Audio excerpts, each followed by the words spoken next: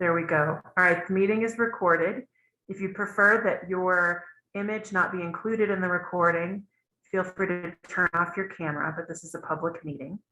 So thank you, everyone. Our goal today is to focus on FFN care, to focus on friends, family, and neighbor care.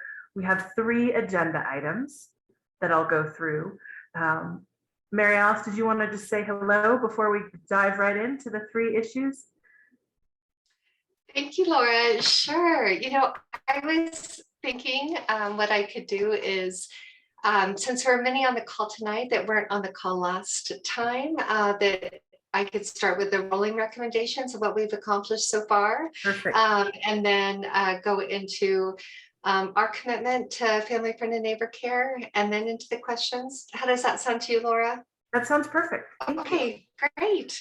Well, first of all, thank you all for your incredible patience at our last gathering, where all of the technology around translation posed challenges that were very mind-boggling and frustrating. But look at us now, we did it. And now we know how to do this from here on out. We'll no longer have that awkward, horrible, it's not working. So thank you all for your patience and for joining us tonight. For those of you that joined last time, what I'm going to share is redundant. I shared it last time, but I just want to make sure everyone knows where we are with the rolling recommendations, and then I'll move into our commitment to family, friend, and neighbor care. So the Safe Child Care Task Force, Laura, has it been 5 meetings? Is that right? This is yes, we've had 5 meetings. This is the second installment of our 5th meeting, not counting some of the work groups. Okay, great. And it has been one of the most productive task force that I've ever participated on. We have some fantastic concrete steps, which I'm actually presenting tomorrow to a group of legislators that are part of the Early Childhood School Readiness Legislative Commission. And although we don't have our final report, I'm going to share these preliminary rolling recommendations so they can see the work of this group. So the first piece is the communication plan. And what we're looking at is creating an infographic that clearly shows the types of unlicensed exempt care into 3 pathways. So we have unlicensed family, friend, and neighbor care that are abiding by the regulations of 4 or less children and 2 under age 2. And then we'll have licensed family child care homes and then licensed child care centers. And then we'll create checklists for parents to empower parents to make the right choice for their family, and a checklist for each of those different pathways. So they know what to look for and they can feel comfortable asking those questions. And then we'll create a strong communication plan and reaching out with a number of the partners that the task force recommended, including health clinics, libraries, family resource centers, community organizations, refugee and immigrant resources, and many more. And all of those resources will be reflected in our final report. So we create the plan of all the different pathways to high quality care, the tools for parents to be empowered to choose the right setting for their children, and then a strong communication plan. The second piece is around enforcement efforts, and we need to figure out the wording for this. I know there's been, because we don't want to call it an enforcement unit because that sounds so dictatorial. But what we're looking at is creating a task force that will identify, investigate, and enforce regulations on unsafe care. So what we're looking at here are the care settings where children are in danger. So that's the setting where you have 22 children and 1 provider, 15 children and 1 provider, and that's where the fatalities have happened. And so how do we make sure that childcare providers have the resources they need, which I'll get into in a moment, but that they that for those that are breaking the law, and we've warned them again and again, and they continue to break the law, how do we either support them to become licensed or stop them from endangering children? And so we're going to create a guidance document for law enforcement. We'll consider using co-responders or someone who is a trusted person and can come from that strength-based approach to help that engagement with law enforcement feel safe. And then we also will pull together when there is a fatality or an egregious incident, that we'll pull together a committee immediately to review what happened and what our next steps will be. And then we're going to request legal opinion to explore how some providers that are breaking the law advertise on social media. And so what is the role of this enforcement unit to use social media as a way to identify those that are taking care of children, and way more children than is allowable, and are putting children's life at risk. And then we're going to take a look at rules and legislation and standard operating procedures and determine the best way that we can support family, friend, and neighbor providers to be the best that they can be in caring for their children, and also support enforcing our regulations. So, and we'll also take a look at legal opinions and fines and that as well. So this report is coming, and we'll include the feedback that you all provide tonight. I just wanted to bring all of you up to speed on where we are as of today. And then the next part I wanted to share, hold on. I just got through all that and I haven't introduced myself. So let me pause and introduce myself. My name is Mary Alice Cohen, and I am the Director of the Office of Early Childhood at the Department of Human Services. Okay, so then I just want to ground all of us tonight in what our mission and our vision is. And so our mission is that we support families and communities so every child in Colorado thrives. And our vision is to ensure all children in Colorado are valued and healthy and thriving, and that we lead bold and innovative programming, remove barriers, and influence systems change. So when we pause and we think about that vision and the mission, we're talking about all children. So that includes, of course, all the children that are cared for in our family, friend, and neighbor communities. So we are creating two strategies within the Office of Early Childhood. One strategy is how do we support those family, friend, and neighbor providers that would like to become licensed? And so I'll share a little bit about that. And then we have another strategy for those family, friend, and neighbor providers that are offering quality care to children and are abiding by our legal requirements. And how do we support those family, friend, and neighbors providers with resources that will really help improve, make them feel confident and strong in their professional development and supporting children in their care.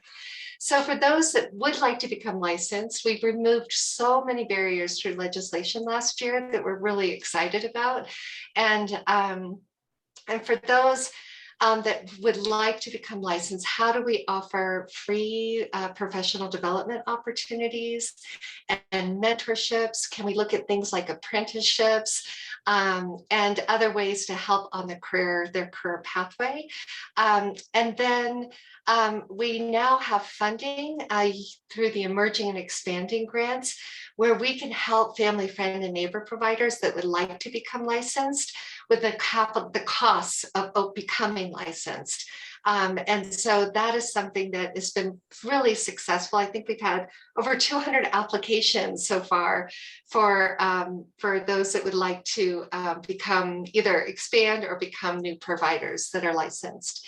And we will work on our communication plan to reach family, friend, and neighbor providers across the state that might not be on social media or connected to the ways we communicate through working with vendors who are the trusted hand in the community who can help with our outreach to providers that may want to become licensed.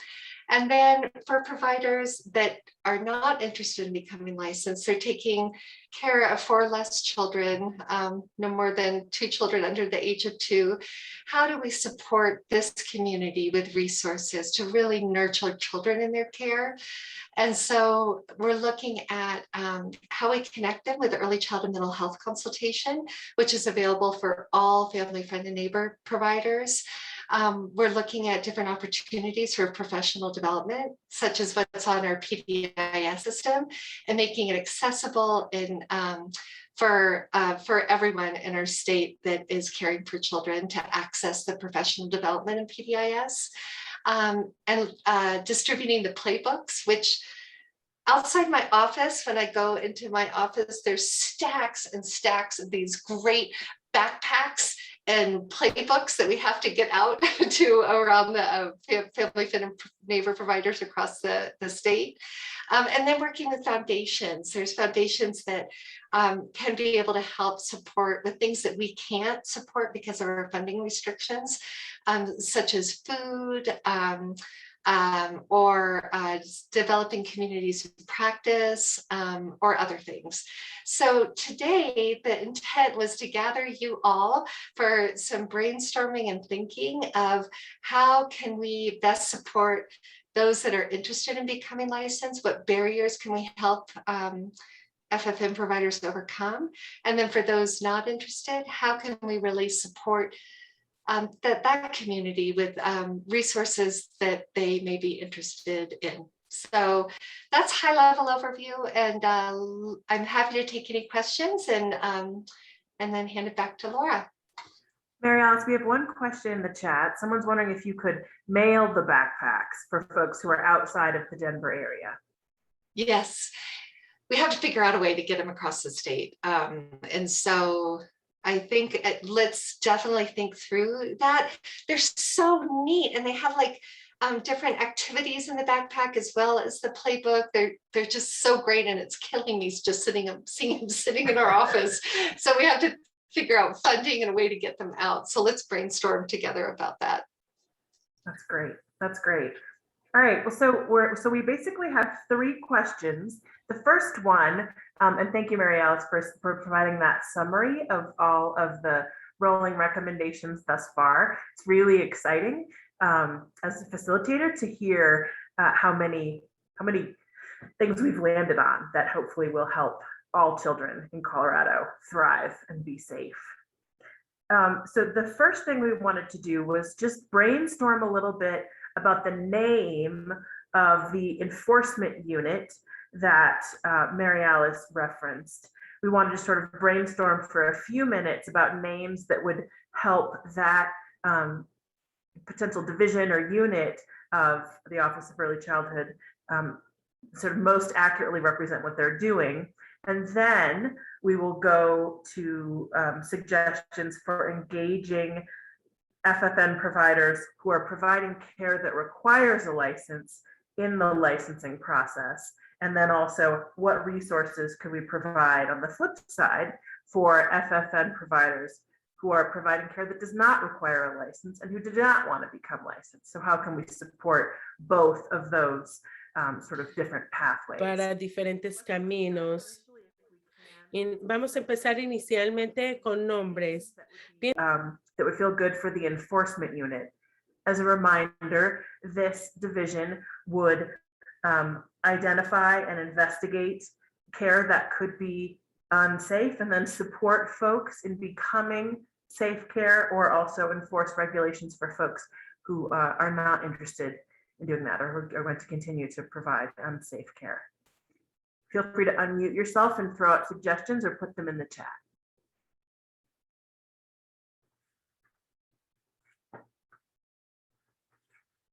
And I can give you some suggestions that we came up with last time. There was the support unit, things like that. Safe Child Task Force, Safe Care Task Force, the Accountability Unit,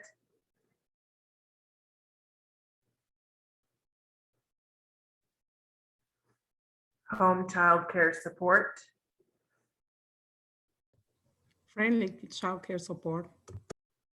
say that one more time, Friendly childcare support. friendly child care support, or family child care support, yeah.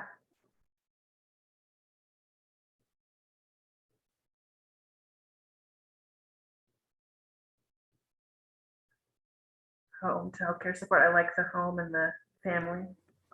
Together we care for kids. I don't know. Together we care for kids, words that sort of talk about coming together, I like that. I have a question. Yes. So this unit, because there's already like a unit within licensing, this new unit that's being created is only going to be activated with those that are unlicensed, correct? That's correct, Lorena.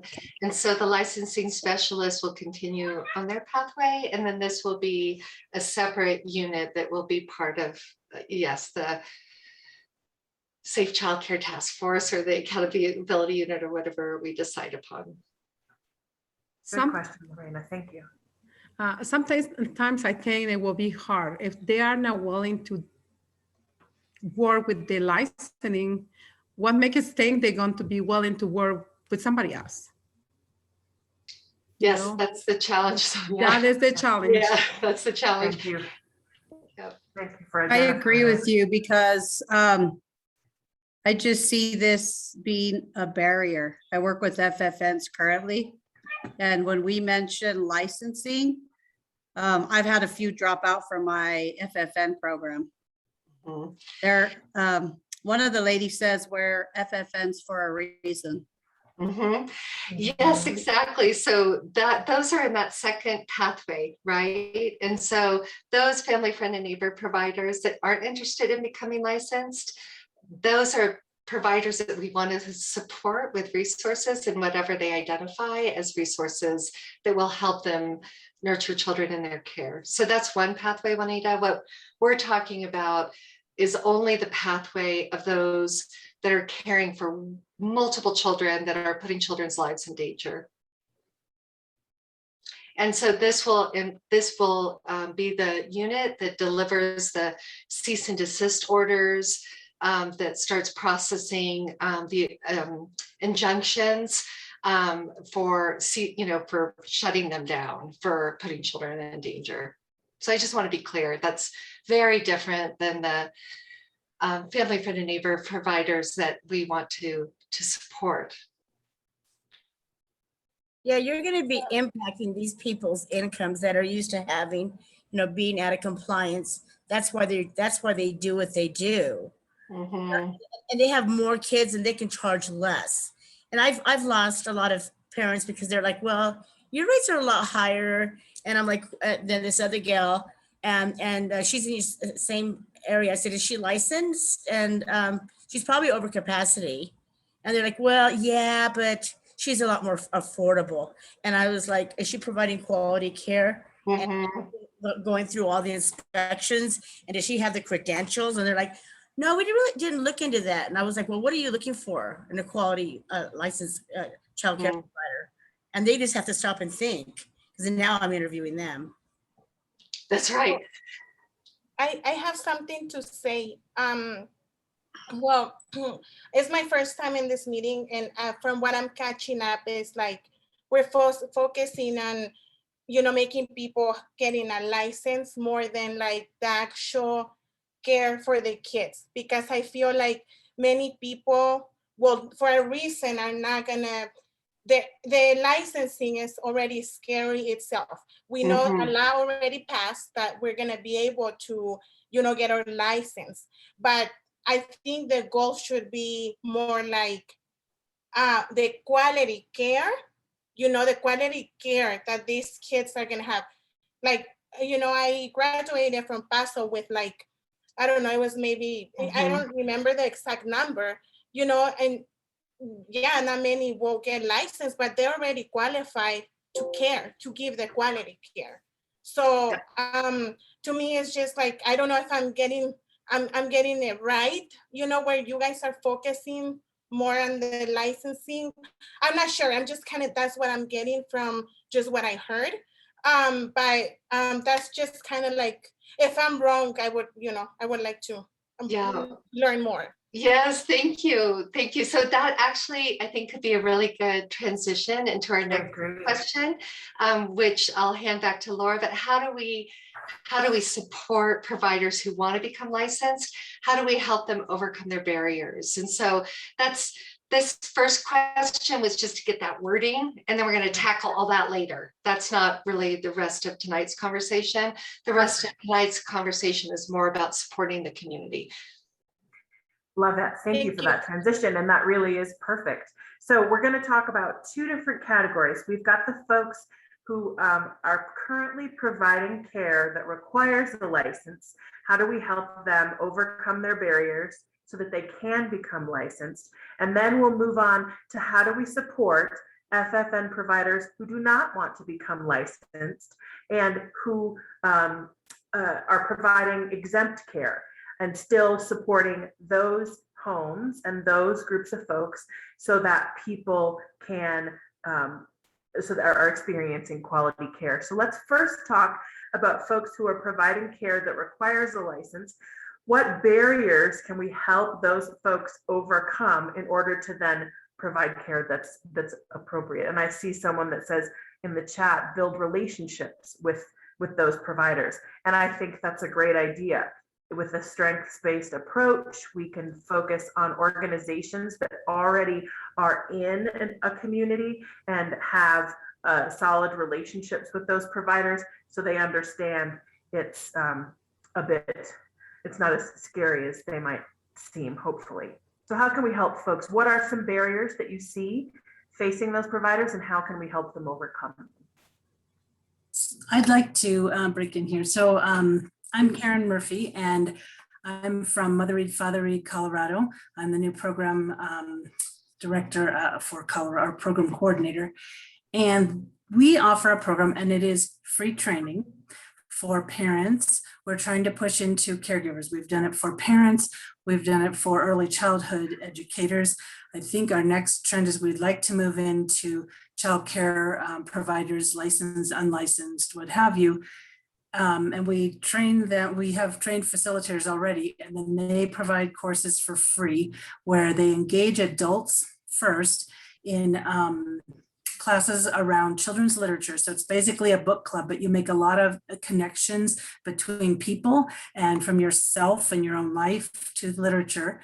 And then after they've engaged with the books on an adult level, we also provide them training in just some very basic literacy skills that they can support in developing children. And I've been in early childhood from birth to 8, and then also all through elementary school.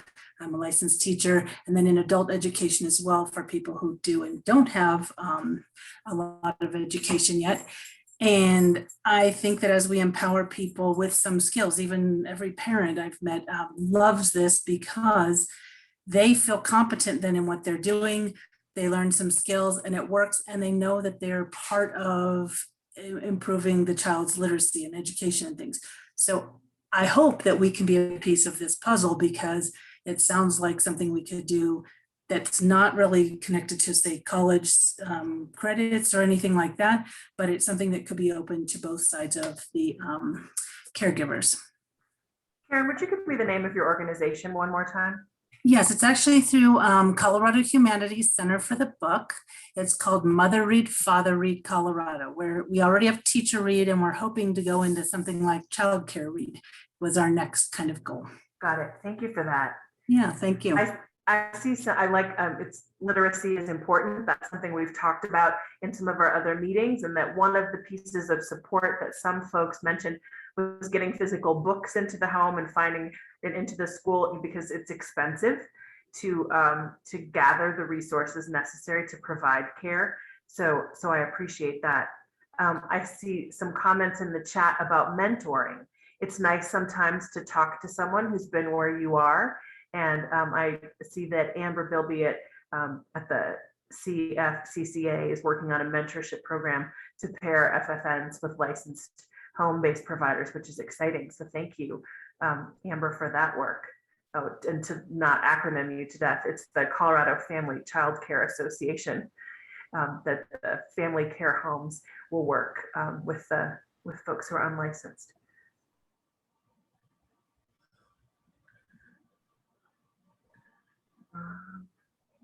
Personally, I took a course when I did a transition from my 3 under license to an infant and toddler, because that's where I was at the time 2 years ago. And I'm telling you, that EQIT course that I took for 48 hours was an eye opener. And I Really?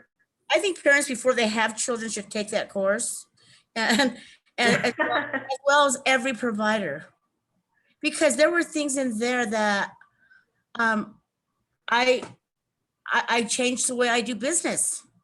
The way I take care of my kids. And Thank it you, was really an eye opener, and it was very, very educational, and it was wonderful. Thank you, Rose. That's excellent feedback, that the EQIT was really an excellent course. So training and access to courses would be a good way to support FFN providers. I see comments on financial barriers to becoming licensed. Training, obtaining supplies necessary to become licensed, bringing home and yard into compliance, meeting zoning and local jurisdiction requirements. Those are excellent.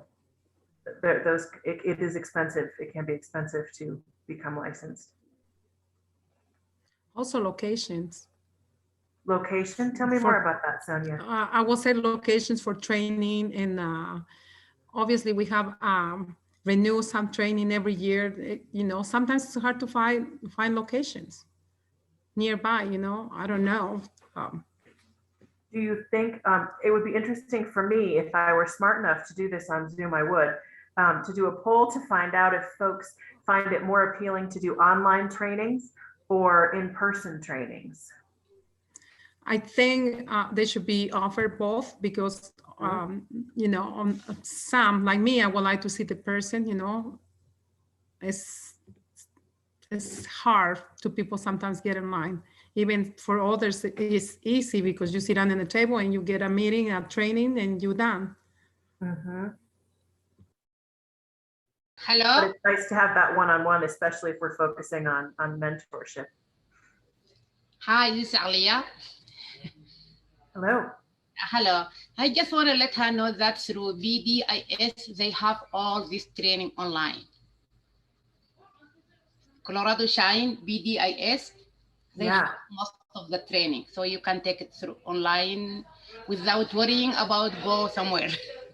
I think that's excellent. Yeah, good reminder that PDIS is available for trainings. And then folks are also pointing out in the chat that the child care councils can offer some good trainings for free. And PDIS, thanks Karen for the reminder, not to acronym, is the Professional Development Information System, which is through Colorado Shines. And then also there's the point Lorena made, that different learning styles and access to the internet is sometimes a barrier with online training. So I hear that folks are looking for those trainings both in person and online, so that there's flexibility. Hello. Hi. Hi, I'm Agnes. I have some question to ask you guys. When somebody take CDA class and Colorado Shine, you guys, you connected to give somebody hours?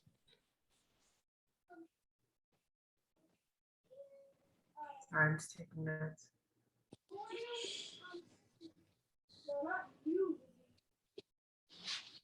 All right, would you say that one more time? Sorry, I was not catching up with myself.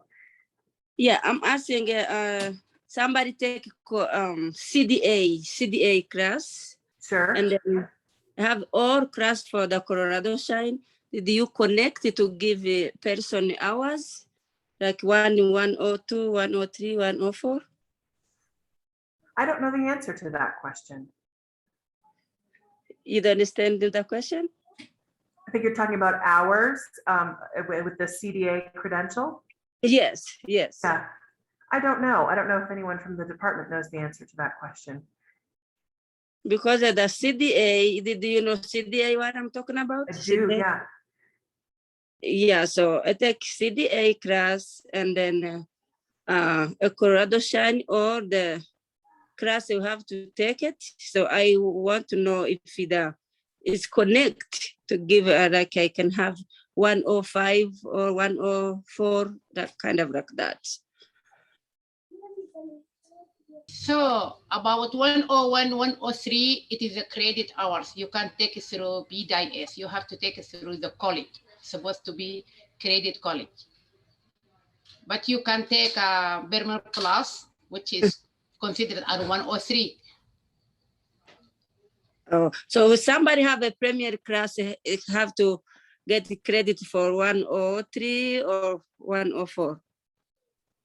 It is for 103. Yo quiero You hacer have to do more or extra, I believe, homework and stuff, and register yourself through the college. It can be Community College of Aurora, it can be Denver, and you can get your credit Okay. at 103.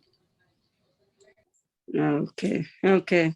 Sí, no sé si tenga que ver con esta respuesta que te voy a dar. I don't know. I'm going to give you an answer, Miss Agnes. Are you asking the requirements for the CDA? Are you asking for the requirements? Okay. I don't speak Spanish. That's why maybe it's Oh. confusing. I speak Swahili. Ok, hay traducción. There's translation, Agnes. There's a program called El Paso that's giving you all the requirements. It gives the classes for the CDA. I don't know if you're asking all the requirements to take the CDA. The coalition has a program that's called El Paso, and it's offering 120 hours. That is part of the requirements for the CDA, and also plus those 120 hours. You have to have 480 hours of practice, and you have to elaborate a folder or a binder that you will have to create in your classes with PASO. Basically, those are the requirements that the coalition asks or requires to get the CDA. So through the coalition, I can put the information in the chat for you. I can give you a phone number where you can call them and you can take those classes that they are requiring. They are 120 classes, hours.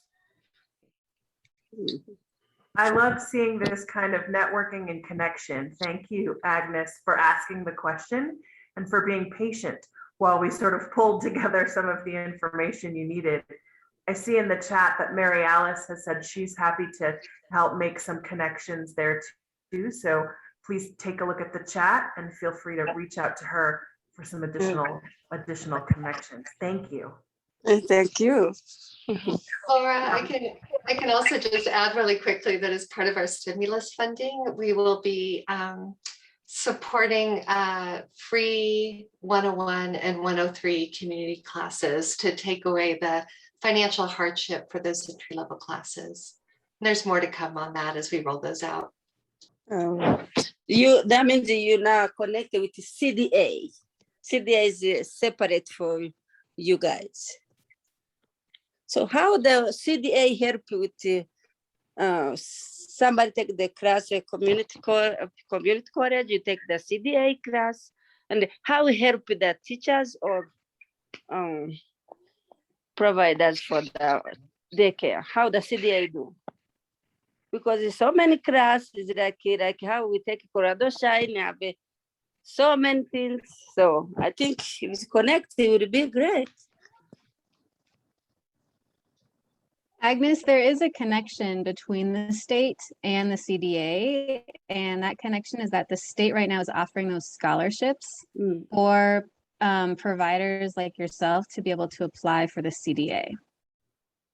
And so the state also has people to help go through that process, to navigate that process, to help you fill out the application and make sure you have all the hours and all of the necessary information that you need to be able to apply and then take the test. Yeah, I have a 40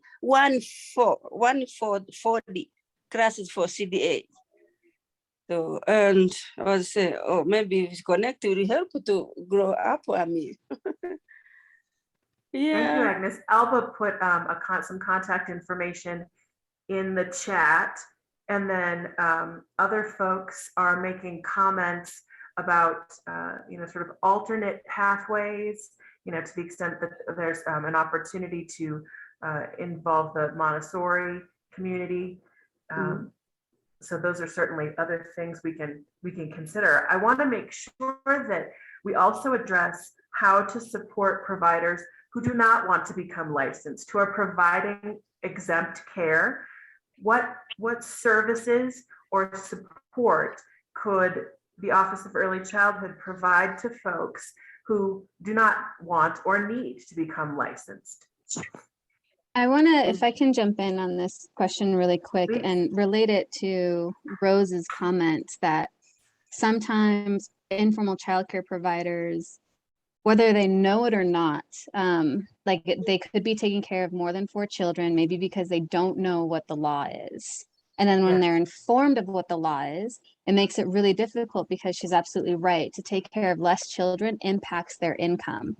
So I think that one of the things that we do need to look at and figure out how to be creative with the state, with advocating at the federal level, at the state level, is how do we support FFN providers with subsidies to be able then to continue providing the high quality care with less children. I think one of the challenges and one of the opportunities that exist is the food assistance, CACFP, because within that, the state has the ability to decide who gets money. The state can make rules to allow and to open it up for FFN providers. Now, that'll be a huge support for FFN providers that don't want to get licensed, and even those that aren't having to reduce the number of children, right? So let's say that if it's a grandmother that's just taking care of their 2 grandchildren, but that grandmother isn't wealthy, and maybe the person, their daughter or son who they're caring for their grandchildren with, are also not wealthy. And so then the grandmother's having to come out of her own pocket to buy food and to get the toys and to make sure that the books and toys are age appropriate. I mean, I think those are things also that the materials and, especially when we think about FFN providers normally care for kids for years. They'll care for them when they're babies, and they'll continue caring for them, which means that then they are responsible for having to purchase all of the books and the toys to make sure that they're age appropriate as the kids are growing. Whereas when you have centers, they go to the next classroom, right? It's not that they don't have that responsibility. And so I think in that case, also making sure that FFN providers get support in that way of either receiving those types of materials or getting support funds to be able to purchase those types of materials to continue providing that high quality care that's age appropriate. Oh, you make me to have a question to ask you. I have my friend. She's a license for family child care home. She's separate with her husband, but her husband, they take time to like sharing custody. And then the husband, he applied the daycare, but they don't live together. And then maybe the lady, the husband, he have a right to take the kid for her daycare or not?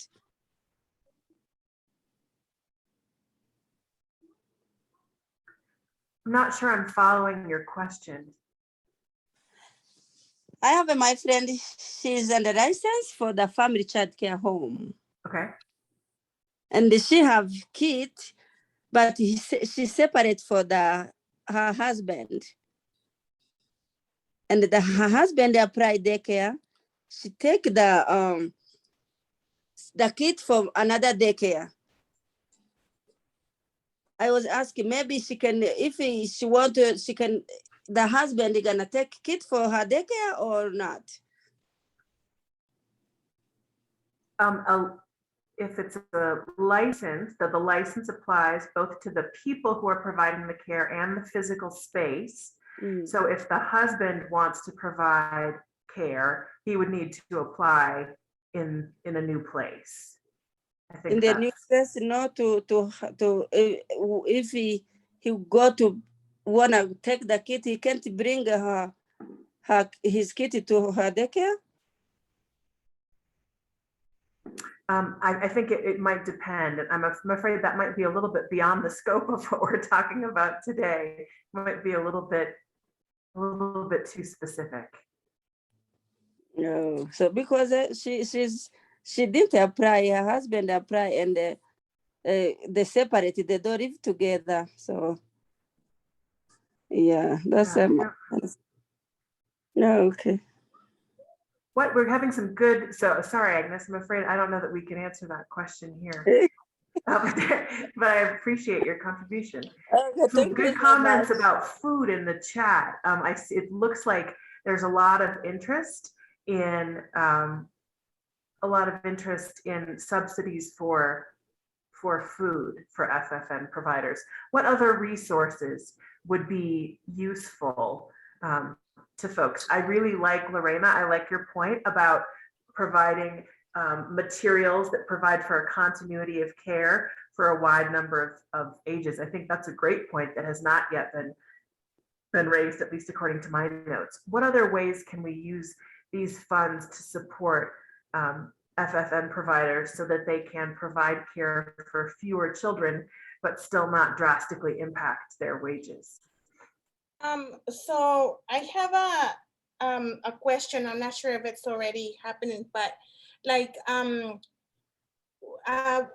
it be like, can we give like the information for people who apply for the FFN, or like, that's like the food stamps, right? And the help that people get. Is that what you're talking about? One of the things that Mary Alice was visiting about was the information for parents. You mean about sort of the Yeah, what like we questions can to ask? give information to them when to the people. Like we can just give this information of, because I feel like just saying licensing is just like, oh, it's a big, it's licensing. People already are scared, of that word. Besides just giving the information of how it all works, how it all, like how we can do this and how easy it is. Because, like before I did it, I had no, like, if someone, I thought it was just very, very hard. I'm not saying it was easy, but but I just thought it was like just a lot of work. Like someone mentioned college and just all this stuff is just scary. But if we can just put it more simple in somebody, like the people who are going to be, in charge of this, like we need to, be very, very informed to be able to give this information to people like me, to, to not be so scared and not feel so like, like, but if we can put it more simple of like the steps that, it takes to actually get the license, and we can actually like give them, like you mentioned earlier, social media, just putting it simple, not so like, hard for people, like just simple for people to understand. I feel like that would be so helpful. And, or giving out the information, like at the places where they do give help, or, like giving just papers, like here, would you be interested on this? Or like, I don't know. It's just an idea. No, I hear you asking for plain spoken, understandable guidance about what it is, not written by lawyers using words that in Latin that no one cares about. So I hear you, and I think that's one of the recommendations. I think we'll be able to do that. So I think that's very helpful to kind of make the process more approachable so that folks can do it, and then potentially translate that for people so they can access that information. I think that's a great point. I also see in the chat some other resources that people are highlighting are mental health consultants, developmental assessments, nurse consultants, maybe heating or transportation assistance, and then kind of a food bank style model with, you know, for materials. Laura, Or something support. else I wanted to call out that was a little bit further up in the chat where the communities, basically like a community of practice. So bringing groups of family, friend, and neighbor providers together to pull resources and support for each other. So I'm in Southeast Colorado, and at the end of the month, we're gonna have our first FFN support night. And to kind of get some different families in the door, we purchased some bags and some educational toys and gave resources why this toy is educational, provided some social emotional books that they get to take home, and some curriculum just to kind of give them an idea like quality care will actually look like. And then from there, just kind of ask, you know, what do they need from, you know, to continue doing care? Like she was saying, you have to continuously purchase toys as the kids get older. So that's a hard thing to do. So we're kind of just trying to do need. I like that, Kara. I hear you talking about, you know, creating those communities of practice that Mary Alice visited about, and modeling the different kinds of quality care to help folks understand, you know, questions to ask and what to look for. Do you want to share information about that event in the chat in case folks are interested? Yeah, I can do that. The problem is I'm in Southeast Colorado. I used to be a licensed provider in Denver. And so I'm just starting this group up in Southeastern Colorado. Great. But I'm gonna see how it goes over time, and hopefully we can reach somebody in a childcare desert. So there's a lot of teenagers and grandparents and that such that care for the children. So we're kind of trying to reach out to those people to, you know, hey, do you want to get first aid to come in to get them in the door, and then slowly try to give them some education along with it. And then if somebody wants to get licensed, where you can be there to support that as well.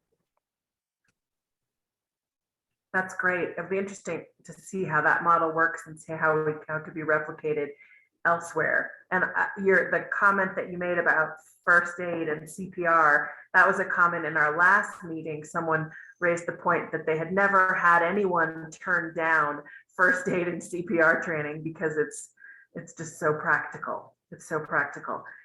I love this discussion. How else can we support folks either who want to become licensed so they can provide care for more children, or who do not want to become licensed and would like to continue to make or to provide exempt care in a way that's sustainable for them? ¿Puedo dar un comentario yo? May I say something? Please do. Yes, of course. My name is Mirla, and I have worked with FFM for maybe 16 years. And what I have seen is when we give very important information regarding how to take care of the kids, the FFM providers, they change their point of view, or it's they change their mind.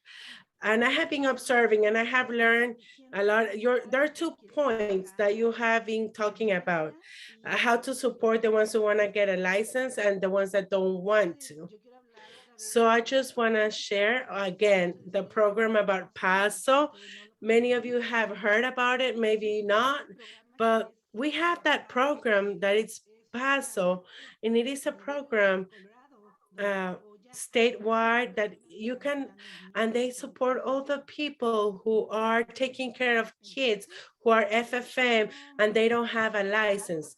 So why we cannot support that program as well. Maybe we can help the people who wants to study, who wants to learn. That program is free for them. The only thing that they need to Right. do is, I think they have to, it's like a donation, whatever you want to give, it's to give or support those people who want to enter to that program.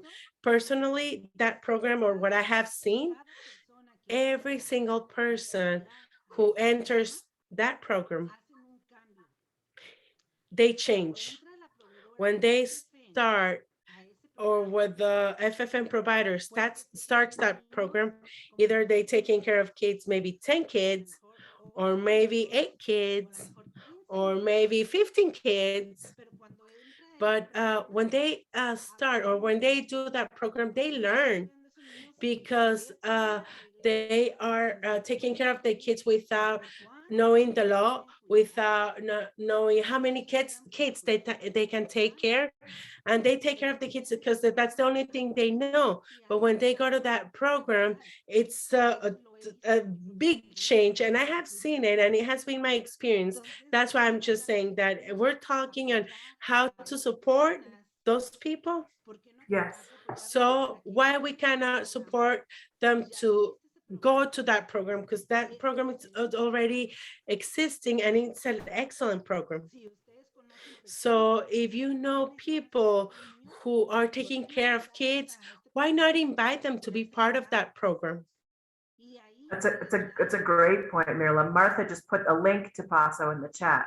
I think it was Martha. Gracias, gracias Marta, pero haz de cuenta que en ese programa se I les da la mean, that program, they receive all the help, all the support. The teachers from that program, they're not just regular teachers. They have been teachers with experience. They have the love. They have the relationship, one-on-one that you create. Like, it'll be more as an advisor, as a counselor. And that's what we need. We need that relationship. We have that approach. We need that trust. These providers, these people who want to enter to that program, or that they go through the program, they trust those teachers. They create that relationship, and that's how you create the change. And that has been my experience. That's the only thing I wanted to share. And I don't know if we're just looking for a way that we can support. We can support through that program. The program Paso is there. They can change, and I assure you that they will change. And once they learn through that program, they will change. We have some of you that, or some of us who have been here, they can just share their story about being in that program. So maybe find a way that how we can support them, because there are a lot that they can want to enter that program, to be part of the program, but maybe they don't have time, or maybe because they need a little bit of income, maybe they need to buy the books. But if we have that fund, or if we have that support, maybe we can support that. Well, that's just my personal opinion, and that's my personal information as well. Thank you so much. I appreciate hearing about Antes de that. And terminar, nada más, déjenles digo. Oh, before finishing, so, sorry, let me tell you, FFM and you learn, there's a lot who wants to get the license after that program. After having the experience in that program, they want to get licensed. And the support of the students and teachers, they help. So maybe we can just do something to support them. Thank you for listening to me. Thank you. Thank you. We we're at the end of our hour, but I see Martha, you have your hand up. Yes, just a quick comment on these questions that you are asking. I just wanted to make sure the best way to help out FFM providers to get licensed or continue caring for, giving a good care for kids, even if they're not able to get the license or don't want to get the license, is to ask them directly. I don't know if you guys have experience non-licensed childcare, because I have. I don't know if you have kids at that age struggling at home or this past year. I think the main thing would be to have a voice, to have surveys with local organizations, asking them directly. I don't know if we are the right audience to be asking how to help them if we're not caring for kids ourselves, if we don't have anyone helping either with a license or not non-licensed. We don't know their needs completely. We have a guess, we have an opinion, but I think it would be best if we all work with a community to reach out to them directly in their language, you know? I see there are great organizations, great programs. There's a lot of and there's funding for that. So why don't we go ask them directly with a survey, with a link, social media. This meeting, it's great, but I think we're giving more our opinions than a reality that we might be far from it. So that's my suggestion, just to, I don't know, create. Thank you, Martha. That's a great reminder that guessing what people need or basing our own assumptions on what folks need is different from just asking them directly. So I appreciate that. There have been some great resources dropped into the chat about where you can get PASO classes, and then also some comments from Sarah and others about, you know, when you're trying to get licensed, folks look for, you know, checklists and resources like that to sort of help them become licensed rather than just looking at all of the rules. So that's a great thing. My suggestion would be that to honor everyone's time, we close the meeting officially, but feel free to stay on if folks want to chat, if folks want to chat more. Once I want to say something real fast. I took PASO last year, and from my experience, I feel like it's by itself. Like if I took PASO and people see my change, people see what I'm doing, that they even ask, you know, what is going on, you know? And like by simply sharing my story, even if it's just one person, it's just like, you know, the word of mouth is like, you know, so important. So like I second that with, I think it was Mirla who shared her comment about PASO. Like, you know, it's just like, that's exactly what I was talking about earlier, about that simple, you know, just to give that simple, exactly, it's PASO. It's simple, it's like, you know, like you have all the support from the beginning until the end. And like, if we could have that more, you know, out there, you know, it would be so amazing, you know, like I said, just by sharing your story, just by your example, it would be such a just big change, and it does change.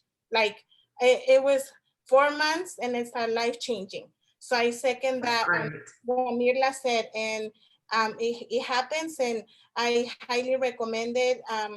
It's so easy and simple, and yeah, that's all I wanted to say. Thank you. That's great. It's nice to hear about things that are working well. Juanita, I see you have your hand raised. Yeah, I just wanted to say that I think first and foremost, there has to be, how do I say this?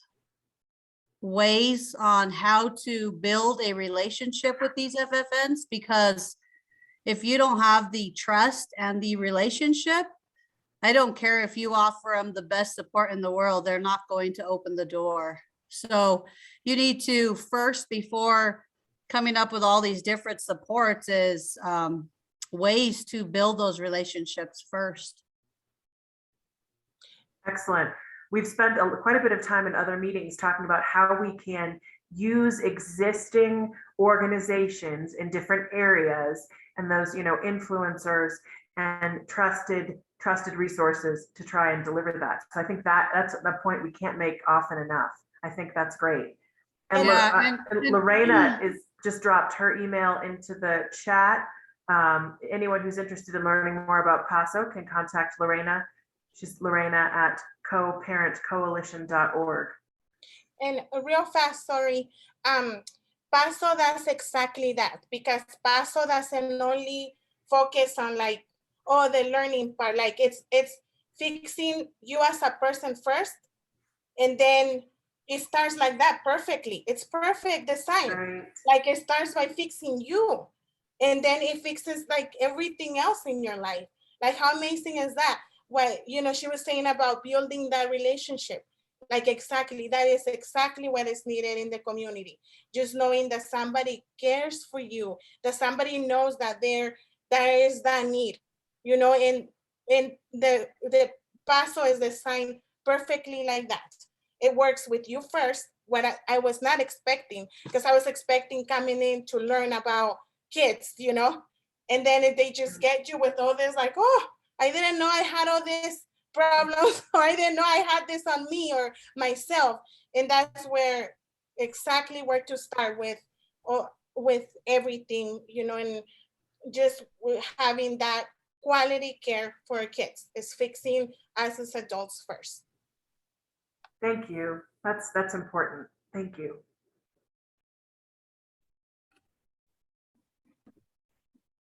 If I may add another point about Paso, and I think I wrote it in the chat, but I just wanted a voice because I strongly believe that Paso's model and how it's structured just makes it also successful, because I don't think just a one-time thing, a one-time class for an FFM provider who is not like sure if they're interested in like bettering their care, is not sure if they're interested in like continuing or like looking for resources in the community. So Paso's 15-week model and constant like communication with the trainers and having home visits and having a net of support with like the other providers, like it keeps them engaged. And by the end, you would think that they would be glad that Paso's done, that they don't have to log on twice a week for 4 hours. But no, they ask for more. They want continuation.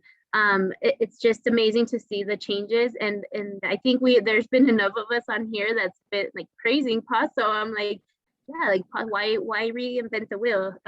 If Paso is helping people already, we've seen it in different counties, in different areas of the state. I think it would be a great thing to go off of. Thank you for that. All right, folks are starting to drop off, and we've passed our hour. If anyone wants to stay on, feel free. But I just want to thank everyone for their time and for logging in. And I want to thank our translators for making this accessible in a way that I can't. Thank you. Thank you, everyone. Really appreciate your time tonight. I know you've all had a hard days of work and then jumping on in the evening. I'm just really grateful for your time and your feedback. And I look forward to continuing to work with all of you. Thank you. Thank you.